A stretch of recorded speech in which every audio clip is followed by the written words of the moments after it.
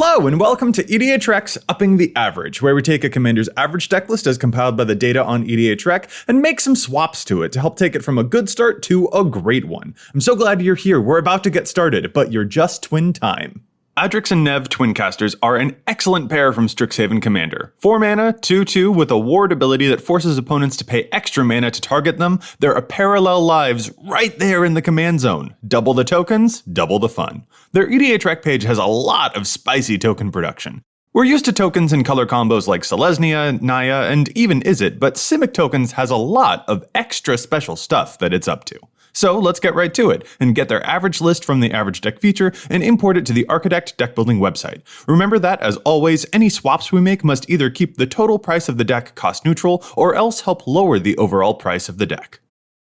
Whew, there's a lot going on here. Adrix and Nev still carry a good number of cards from their precon, which is both a good and a bad thing. There are some definite standouts that make their strategy hum, but I don't think 100% of them are the best picks for this particular commander. Sometimes when we load up one of these lists, I only have a few tweaks to make, but this list has a lot of stuff I want to dig into, which isn't a bad thing, of course. It just means that this token strategy is a really robust one.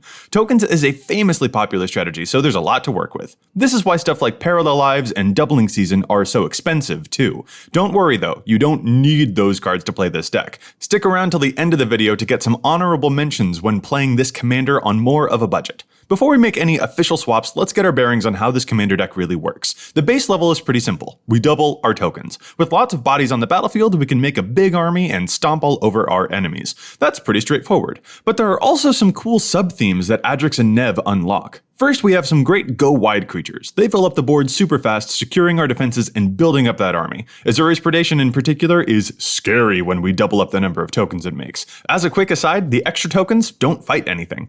Then we see that there's also a huge landfall sub-theme in our deck. Some of our most potent token makers make those tokens based on landfall abilities. This is something we can totally lean into since ramp is a specialty of this color combination. But most importantly, this deck also rides the line between going wide and going tall, because we also have a bevy of clone token cards. Adrix and Nev allow us to turn a single cackling counterpart into 2 additional copies of our best creature, which our opponents usually only expect us to have 1 copy of. That's even why cards like Sakashima appear in this list, so that we can make multiple copies of our legendary creatures, including our commander, to exponentially compound their abilities. That type of accumulation can be devastating to our enemies, completely overrunning them with tons of value from the scariest creatures in our color combination, or even making multiple copies of their best creatures. So, we have a token deck that goes wide, likes clones, and has a landfall sub-theme. That's a lot for one deck, so it means we'll need to hone in on that strategy a little bit. Since there are so many moving parts, that's why I have more cuts and swaps that I want to make to this list than in the usual video. So let's get into it. I want to tackle this in the following 3 ways.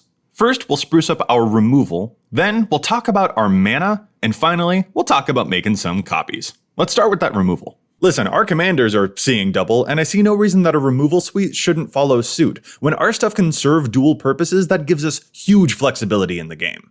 In general, in this list, I'd like to theme our benefits towards tokens whenever possible. I'll start with Trigon Predator. A consistent pest in the air, I'm gonna swap this one directly for the card Pest Infestation, which I think came from the Witherbloom precon but is a really great fit here. Paying 3 mana kills 1 artifact or enchantment and makes either 2 pests or 4 if our commander is in play. That's a pretty good rate, and it doesn't need to attack and hit an opponent to work properly. Trigon has consistent value, but I think we need more immediacy personally, and the token synergy is kinda hard to pass up. On that note, I notice Rapid Hybridization is here, but not Pongify. These are secretly amazing in token decks, in case we need to make our own tokens by blowing up some random plant token and getting 2 surprise 3/3s. I'm actually going to recommend getting Resculpt in here too as a result. The duality of having a removal spell or sudden token surprise if we pick off a random 1/1 of ours and replace it with multiple 4/4s is pretty great for just 1 or 2 mana. Related to this, I have to say I'm skeptical on the Terastodon. 8 mana, it's just a lot. I love this card in Reanimator decks or Blink decks, but those often involve cheating on this card's cost somehow. I'm less convinced that this is an effect we'll want to utilize on our own belongings to get 3/3s for ourselves. So if the primary use case of the Terastodon here is removing enemy permanents, I'm gonna opt for a different removal effect. In particular, I'm kinda surprised Amphin Mutineer isn't in the deck already. This is a really efficient creature removal, and if we encore it, Adrix and Nev will make a lot of those tokens, resulting in a total board wipeout against our enemies. On the subject of the graveyard, I've got another swap here that I want to make in the wake of Modern Horizons 2. Timeless Witness is an Eternal Witness, which already appears in the average deck. That's a really great card to get multiple copies of, and Timeless Witness also has an ability to create its own token version of itself because of Eternalize, which means we would get 2 Eternals if our commander is in play. This thing is great in general, even if we didn't want to Eternalize it, but the added synergy here is just beautiful. I hope you won't mind me adding this card in exchange for removing the Zimone from the average list. I like you, Zimone, I just don't think you're quite as on theme with the token stuff that we're doing. Finally, the last swap out I want to make in this section also has to do with the graveyard, and that's the card Sequence Engine. As the resident graveyard player in any given pod, I can tell you I am not very scared of sorcery speed graveyard hate, especially when it costs a lot of mana and only hits one thing at a time. I'd like to cut this card to make room for another Modern Horizons 2 card that I'm not yet seeing in the list, and which I think is going to go kinda under the radar until players actually face off against it. Junkwinder can be extremely cheap to cast and extremely annoying to play against. This is a crazy efficient form of disruption. Play 1 Hornet Queen, amass a bunch of blockers, and tap down all of the biggest creatures for a turn so that we can attack freely, then do it all again next turn when we make another couple copies? Heck, can you imagine how many things we'll tap down if we make copies of the Junkwinder? Our opponent's best creatures will be stuck sleeping for an extremely long time, leaving the door wide open for us to stomp all over their life total. That was a lot, but we're honestly just getting started. Let's move to section 2 and talk about our mana. Weirdly, one of the best sections for us to hone down our strategy is actually in our mana and in our acceleration sources. It's kind of strange. This isn't usually the thing that we see, but the mana that we choose actually is able to have pretty great synergy with the token mission of this deck. The first thing I'm going to do is talk about the lands themselves. I'm going to trust the 36 land count here, but keep in mind that this deck's mana curve is decently high, so it wouldn't be a bad idea to try experimenting with like 38 lands instead, especially since there are landfall payoffs in this deck. I'm going to stick with the 36 for now, but keep that land count in mind. There's some neat stuff happening here, and a few cool utility lands that can help us out, but ultimately what I want to do here is get the lands to do even more work for us. A few of these lands like Temple, Campus, and Novagen don't really feel like they'll do a ton for us, so I'd like to exchange them for tokeny lands. A Colony Garden can make us 2 incidental blockers, which is nice fun. A Spawning Bed can become 6 tokens in the late game if we need a burst of bodies on the battlefield. And Lityara Mirror Lake needs to get into this deck ASAP. That is a great effect to have right in our mana base. Look for other potential clone effects on lands too if your budget allows for it. You'll be surprised at the sneaky awesome powerhouses that you can put right into your mana base. The next thing I want to do is critique the actual mana acceleration cards. There are some good ones here, but the ramp options we've got definitely need some pruning. First, Incubation Druid seems out of place. We don't have the space to pay attention to a +1/+1 counter sub-theme in this deck, in addition to the tokens, clones, and landfall we're already doing. In fact, the synergy of getting additional lands seems so much better than just tapping for mana, especially when our deck is full of stuff like Scoot Swarms and Bayloths. I'm gonna toss this guy out and include a Farseek instead for nice color fixing. If you don't have a breeding pool for this card to grab, by the way, don't worry about it. You can use the Snowland from Kaldheim to help color fix with this spell. I'm also a little harsher on ramp that starts at 4 mana, so Quandrix Cultivator also catches my eye. I'd rather trade this for a Sakura Tribe Elder, which helps us get Adrix and Nev out as soon as turn 3.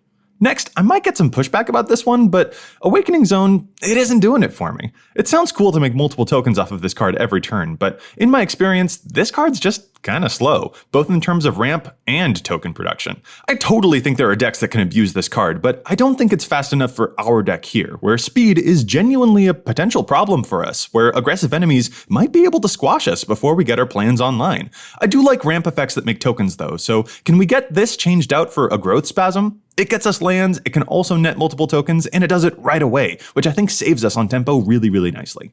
Finally, I want to make a swap out for the card Eureka Moment. This is a neat card, and the card advantage is also quite cool. Here's the thing though, our deck contains a few clone spells, which means I think we should aim to get cool creatures in these card slots instead, on the off chance that we want to clone one of them. And one of the most hilarious cards to clone for sheer value is, of course, Risen Reef. It also draws cards and puts lands onto the field from our hand, and quasi-duplicating this thing leads to some hilarious results, because each Risen Reef sees the others entering too. This is a great value clone target for card draw and for mana acceleration, and it plays into those landfall effects exquisitely well too.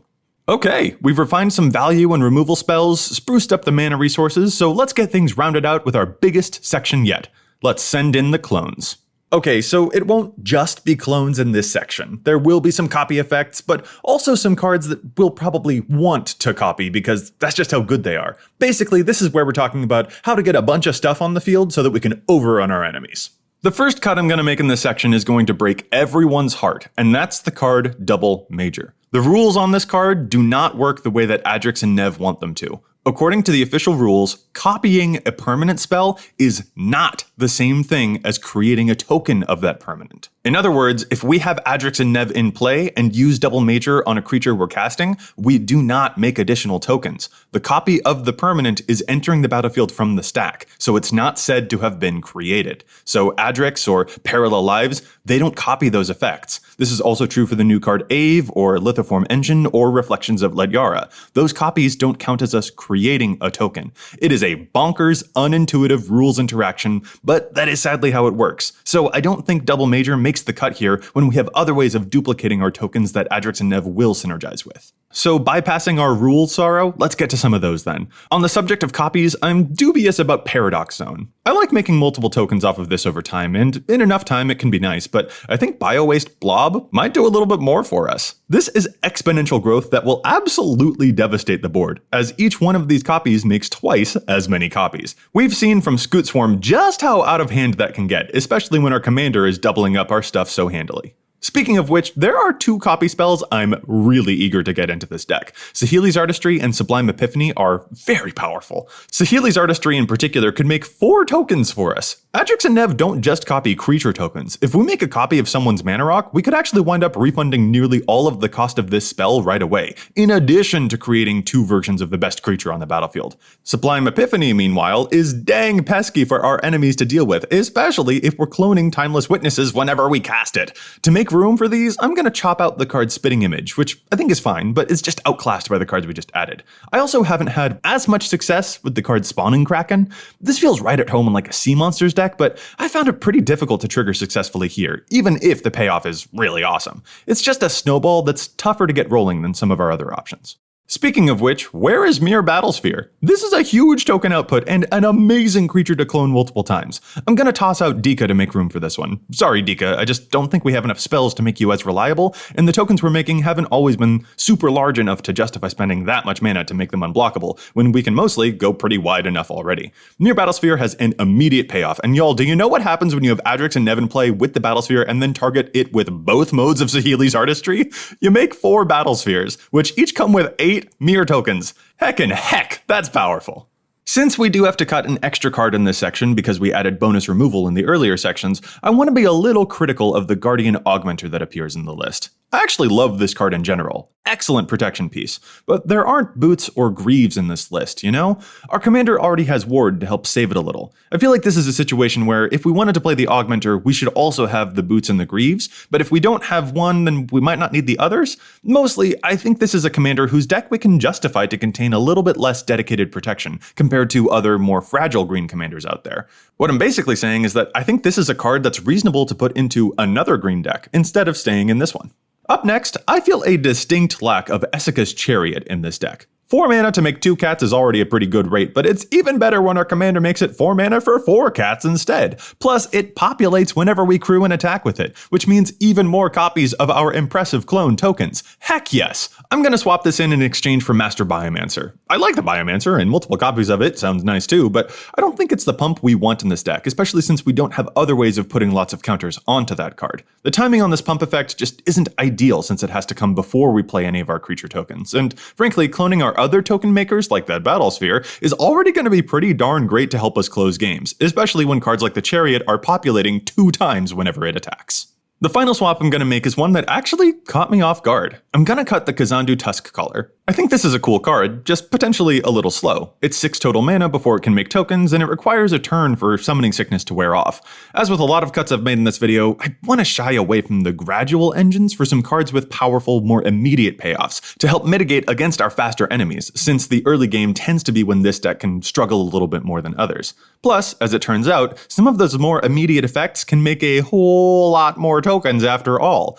I don't like Curious Herd in a lot of other decks, but I definitely like it bracket here. In the average token deck, I'm not sure this needs to make the cut, because personally, I prefer destroying an enemy's artifacts instead of piggybacking off of them. But the average token deck doesn't have a parallel lives in the command zone to make this card twice as powerful as usual. Artifact decks got a huge boost from Modern Horizons 2, so there are lots of artifacts out there these days. I would not be surprised if this card makes upwards of 14 tokens every time you cast it. This is saucy. Alright, that was a lot, but believe it or not, we're not done yet. We've got some honorable mentions to check out. Let's talk budget real quick, because there are some pricey cards in this list. This commander's ability is super powerful, so you do not need to drop hundreds of dollars on this strategy to get crazy cool payoffs. The suggestions I'm going to make here will cut out over $200 from the cost of the deck. So, let's get to it. A huge amount of money in this list is tied up in 4 primary cards. Doubling Season and Parallel Lives are enormously expensive, and Rhystic Study and Sakashima aren't exactly cheap either. Let's suggest some far cheaper cards that still pack a great punch. Druid's Deliverance is a populate effect that will net us 2 tokens, and Fogs are a great way to make sure our aggro enemies don't overtake our somewhat slower strategy too easily. Speaking of copies, Specimen Collector is better than people think it is, at least in this deck. It comes with 4 tokens, and copies one of our cloned tokens when it leaves. For a 25-cent card, that's a pretty good chunk of value. The next card I like here is Deep Forest Hermit. This card saw a slight price bump in the wake of Squirrel synergies, but it's still way cheaper than the Doubling Seasons. That is a lot of bodies all at once, and cloning this creature also pumps up all those tokens even more. Speaking of clones, if we're slimming the price down, here's one more copy effect I really enjoy. Supplant Form. Let's get rid of an opponent's best creature and get 2 copies of it for ourselves, yeah? This is delightfully cruel. I could stop there, but there are actually 3 other cards at about $15 to $20 each that I figure we can discuss potential swaps for too. Helm of the Host is so cool with our commander that it breaks my brain in half. But it's a pricey card, so no sweat if we don't got it. In exchange, might I suggest another exponential card? Sharding Sphinx? Look, I know it doesn't look like much, but this card gets absolutely out of control. The fact that it's evasive gives it so much pizzazz. 1 hit with an artifact creature means we make 2 Thopters from our commander. Then, if those 3 artifact creatures make contact next turn, we're making 6 more Thopters. If those 9 hit, that means we've got 18 new creatures. That's powerful, but more than anything, the reason I like this is because of how dang good it gets when we make copies of the Sphinx. Each copy of a Sphinx counts the others, so even without our commander doubling up the tokens, the rest of our deck is built to abuse this thing already. I've used this card in conjunction with a single clone effect to accumulate over 300 damage on board before. That's how out of control this card can get, and it's less than $1. Next, Tendershoot Dryad is like $15, but you know what isn't? Wolverine Riders. It will also make us 2 tokens each turn, and you know what? The life gain is pretty nice to help keep us staying in the game. And finally, Coma is a pricey commander in its own right, and dang is that effect cool, but if you're not interested in spending that much money on a card, I do not blame you, and if you happen to have some treasure makers, I really think those are worth pursuing. Spell Swindle in particular can make a big chunk of change, but any big treasure maker will really do here. Basically, I just want to reiterate that Adrix and Nev double up all kinds of tokens, not just creatures. So if you're on a budget, you can find tons of epic ways to outpace your enemies just with sheer value by making tons of other types of tokens that they won't even expect you to duplicate so many times. P.S. I won't make this an official inclusion, but if you really want to lean into the clone synergies, Biovisionary is an extremely funny clone target, and I think this deck could have a lot of fun by using this as an alternate win condition if you're looking to shake things up. Now, those were the budget suggestions, but what about the flip side? What if you want to take this list and amp it up even more, regardless of card prices? Well, here are some of those upgrades that I'd suggest looking into. First, swap out some random land to get a Field of the Dead in here. Zombies, right from the mana base? Insane. Don't forget that you can mix and match your basics to get additional land names from among your mana base, increasing the chances of getting Field of the Dead active. Now let me talk about some of the cards that I think might not make the cut as tune-ups and optimizations get underway for Adrix and Nev. Hydra Broodmaster I think may fall out of favor as classic cards like, Cyclonic Rift start to budge into the deck. Replication Technique is also pretty neat, but I would probably end up removing it for a Fairy Artisans. The Artisans is already a really cool card on its own, but doubling the tokens it makes? Extra cool. Definitely a solid upgrade.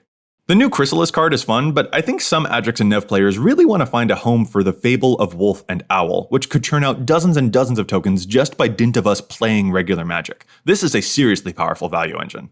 And after that, I think Mystic Reflection and Theoretical Duplication may eventually fall victim to the chopping block too, as things potentially get more and more upgraded. These are really cool abilities, and beyond that, they're just dang fun, but they do have occasional moments where they're a little situational. So I won't be shocked if these cards get budged out in exchange for other exciting inclusions down the line, because I do think that Adrix and Nev are pretty excited to put a card like Bramble Sovereign into their deck. That's a lot of value.